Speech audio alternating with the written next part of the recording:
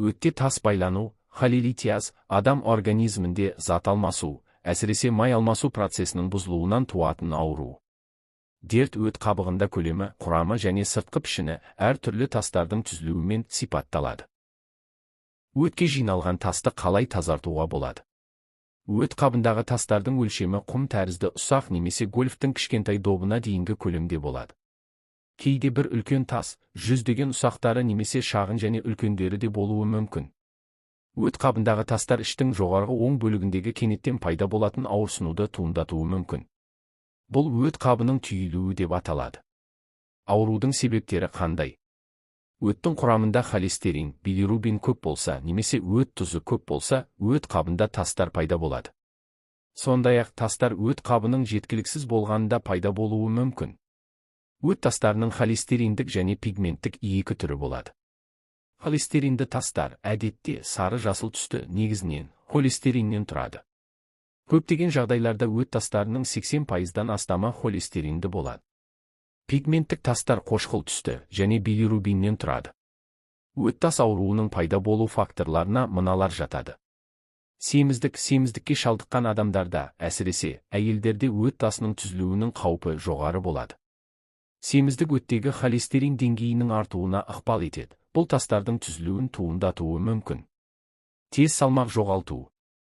Организмнің ұзақ уақыт бойы ашығуы және тез салмақ жоғалту кезінде майлардың жаппай ыдырауы жүреді. Бұл кезде бауыр өтке түсетін холестериннің артық көлемін өндіре бастайды. Тез салмақ жоғалтуда өт қабының босатылуының бұзылысына апаруы мүмкін. Метаболикалық синдром, диабет және инсулинге тұрақтылық. Бұл аурулар кезінде өт тас ауруының пайда болу қаупі артады.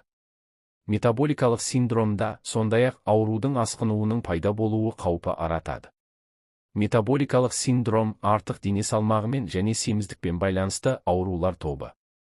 Бұл кезде жүректің аурулары және екі типті қант диабетінің пайда болу қаупі бар. Белгілері қалай білінеді? Өт тас ауруы бар көптеген адамдарда қандай да бір симптомдар байқалмауы мүмкін.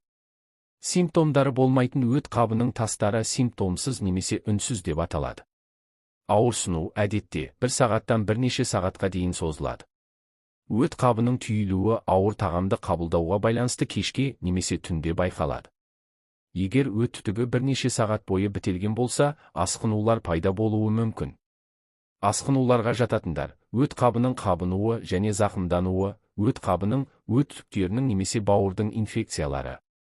Емдеу болмаған жағдайда өт түтіктерінің немесе ұйқы безі түтігінің бітелуі өлімге әкелуі мүмкін.